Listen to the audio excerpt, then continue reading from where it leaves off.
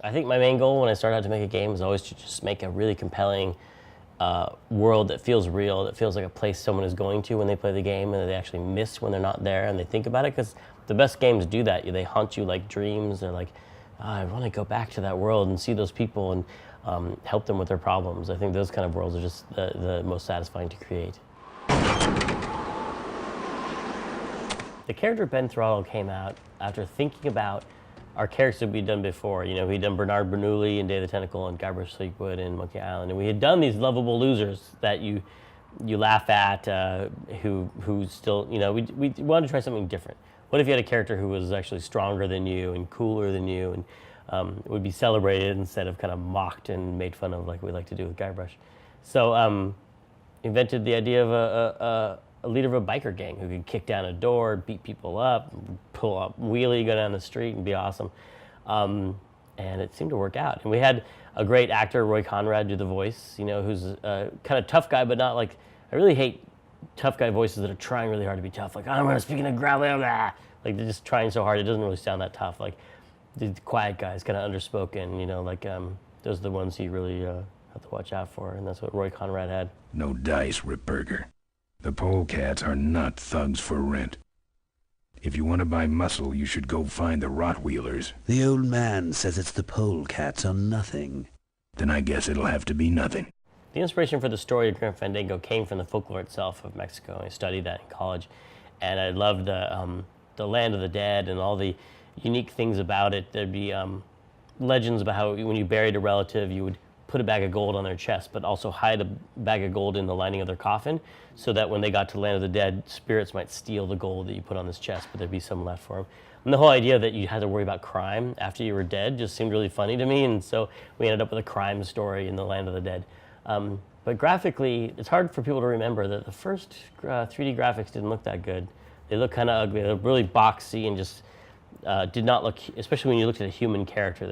I just hated the look, and maybe I hated it extra much because we were being pressured to do it so much at the time. It was like, seemed really uncommercial to do a 2D game. Everyone was going 3D, and there was pressure to try 3D, and I resisted for a long time. And then when I saw these skeletons, these papier-mâché skeletons that you would see around the Day of the Dead, they looked like these kind of rough, clumpy shapes with like the bones painted on the outside. They didn't model each little rib out of papier-mâché. They just painted them on the outside. And that seemed like the kind of cheap shortcut that we do in 3D art all the time. And I was like, that's a perfect combination. We can make the limitations of this technology actually accentuate the stylization. So we ended up with a look that was, I think, good. It kind of worked around some of the problems 3D had at the time. When I was in college, I took a class in the psychology of dreams, and it had a great study of how people effectively turn their problems into metaphors in their sleep, which is really interesting. Like, I was fighting a bear last night, and he was clawing me, but he had my mother's head. Like these crazy images that people make up every night when they go to sleep. And they're not poets or filmmakers. These are just regular people who create these crazy images. So I love that idea that people would take their problems in real life, and they turn them into monsters and all sorts of... they take the internal stuff and make it like an extroverted, manifestation in their dreams.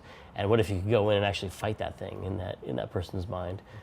We just started. I met Scott Campbell the year before and recruited him to Double Fine to start doing drawings based on these ideas. And he just started this parade of characters that looked unlike anything I had seen before. And they're really strange, but I thought really charming characters. And it's one of the greatest achievements of Psychonauts, I think, is that there's a whole world created by Scott Campbell that you can see this unique look to it and run around inside this world based on his visual style. Psychonauts being the first game Double Fine made, I think, defines what the Double Fine style is, I guess, and that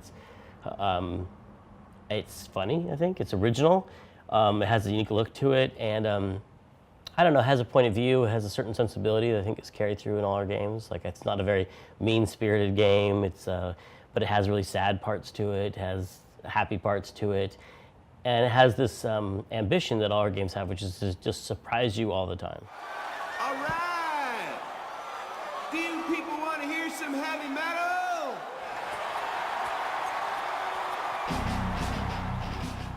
Yeah, I really actually grew up loving heavy metal. Like when I was 14 and bought Diary of a Madman, that was my first album. I've always loved, ever since my brother caught me listening to Supertramp on this little radio ad. He's like, "What are you listening to?" I probably shouldn't pick on Supertramp. Could have been anyone. He's like, "Come here," and he put on Black Sabbath. He's like, "Listen to this." You know, having an older brother, that's what that's all about. Is like the person who catches you listening to bad music and straightens you out. So I grew up loving heavy metal, and I think that games always flirted with heavy metal. Like they use heavy metal in their trailers, but then when you play the game, it's all symphonic, high fantasy music. And then like you guys, there's so much overlap with the weaponry and the medieval imagery and all the heavy metal and fantasy are like this. Why not just go for it and make fantasy heavy metal one thing? So we did that. At different times in my life, different authors or filmmakers and musicians have made an impact on me and influenced what I do with games. I think I was reading a lot of Raymond Chandler at the time that I wrote Grim Fandango, and I think that shows in the inspiration for doing something noir. I was watching a lot of film noir, and that was influencing what kind of characters I wanted to make, like a femme fatale and an innocent man pulled into a dark world. All these things come from what I'm doing at the time. Chuck Jones cartoons were around when I was a child, and I think exposed me to just a lot of just crazy, abstract, anything can happen moments in those cartoons. Trying to put those in games is important. And I love the writing of Kurt Vonnegut in high school, and I read a lot in college of Kurt Vonnegut Jr.'s. His take on the world is that it's both really, really happy and funny, but also just really tragic and sad at the same time. Sometimes in the same paragraph, his stories take a turn that fast, and that shows a lot. I think in Psychonauts, there's a lot of happy and sad stuff in the same areas of the game, just because I think life is like that. They may come for me, Dogen, but they'll be looking for Raz, the boy. What they're going to find, what they don't expect, is Raz, the Psychonaut. And then you'll make their heads explode? No. Do you do that? No. Well, once kinda. But now I wear this special hat. I think the important thing is that you're making something that is uniquely owned by the people who made it. It doesn't seem like just a generic product that could have been produced by any company, but something that you would say, oh, that's a game. That's obviously only Double Fine could have made that. That's our goal every time. So I think that stands up for the theory that there is such a thing as an auteur, whether it's an individual or a group of people who can make their stamp on something. And you might not understand the logic of the choices they're making, but if you look at the body of work stretched out over time, you see some sorts of patterns emerging as that person or group deal with similar topics and have a distinct point of view on the world that comes through in the work. And that's what makes it a human work, and that's what allows other humans to identify with it, and that's what makes it art to me.